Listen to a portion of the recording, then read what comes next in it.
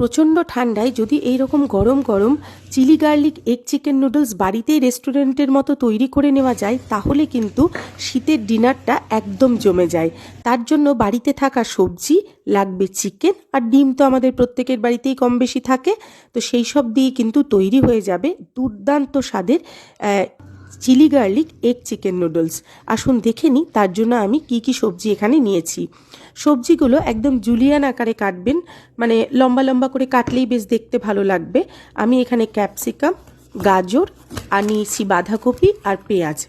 এই সমস্ত কিছুই কিন্তু আমি চেষ্টা করেছি, কারণ কি আমি ছুরি দিয়ে খুব ভালো একটা কাটতে পারি না, চেষ্টা করেছি ছুরি দিয়ে লম্বা লম্বা করে কেটে নিতে। প্রথমে আমি এখানে এরকমভাবে ক্যাপসিকামটা কেটে নিচ্ছি, তারপর এক এক করে সমস্ত সবজিগুলো কেটে নেব। গাজর আমি কেটে নিলাম, তারপর কেটে নেব বাঁধাকপি, তারপর পেঁয়াজ। ব্যাস, সমস্ত সবজি কাটা হয়ে গেলে তারপর আমি রান্না করতে চলে যাব। আপনারা যারা আমার ভিডিও দেখেন তাদেরকে আমার আন্তরিকভাবে অনেক ধন্যবাদ। এইভাবেই আমার পাশে থাকবেন, সাথে থাকবেন আর আমাকে এগিয়ে যেতে সাহায্য করবেন। কারণ আপনারা যদি ভিডিওতে একটা লাইক বা ফলো না করেন তাহলে আমি কি করে উৎসাহ পাবো বলুন। আর তার সঙ্গে তো থাকলো সুন্দর কমেন্ট। আপনাদের সুন্দর সুন্দর কমেন্ট পাই বলেই তো নতুন করে কাজ করার একটা উৎসাহ পাই। না হলে তো যেভাবে গ্রোথ হচ্ছে তার নতুন করে বলার কিছু রাখে না। তো যাই হোক, আপনারা পাশে থাকবেন।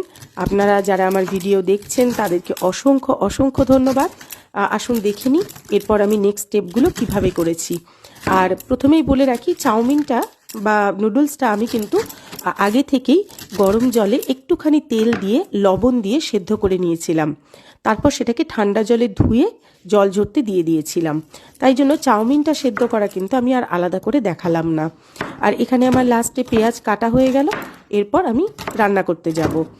রান্নায় প্রথমে আমি কড়াইতে, এখানে একটা মশলা তৈরি করছি। মশলা বলতে সামান্য লবণ আর চিনি।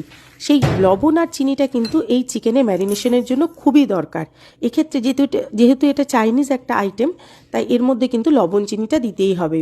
তারপর অন্য একটা পাত্রে লবণ, চিনি, গোলমরিচ আর এমএসজি পাউডার দিয়ে তার মধ্যে দিয়ে দিলাম চিলি গার্লিক সস। এইটা দিয়ে কিন্তু আলাদাভাবে আমি একটা মশলা রেডি করে রাখলাম। এরপর কড়াইতে সাদা তেল দিয়ে তার মধ্যে ডিম দিয়ে ভালো করে ফেটিয়ে নিলাম। এই সময় আমি কিন্তু কোনো নুন ব্যবহার করব না, কারণ যে কোনো চাইনিজ আইটেমে যখন আমরা সবজি বা যে কোনো কিছু হাই ফ্লেমে ফ্রাই করি তখন কিন্তু তার মধ্যে আমরা নুনটা দিই না। তারপর দিয়ে দিচ্ছি বেশ খানিকটা কুচানো রসুন আর শুকনো লঙ্কা কেটে রাখা। তারপর আমি এই চিকেনের টুকরোগুলো, ম্যারিনেশন করে রাখা চিকেনের টুকরোগুলো দিয়ে দিচ্ছি। ভাবছেন চিকেন সেদ্ধ হবে না? না না, একদমই না। এর সঙ্গে সবজি, চিকেন সবই কিন্তু সেদ্ধ হয়ে যাবে খুব সুন্দরভাবেই, একদমই কাঁচা ভাত থাকবে না। সমস্ত সবজি হাই ফ্লেমেই আমি নাড়ছি চাড়ছি। তারপর এখানে সেদ্ধ করে রাখা নুডলসগুলো দিয়ে দিলাম।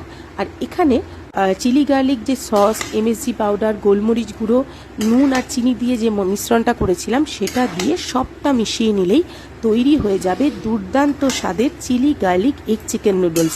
কে বলবে এটা রেস্টুরেন্টের নয়? একবার করেই তো দেখুন। ভালো লাগলে অবশ্যই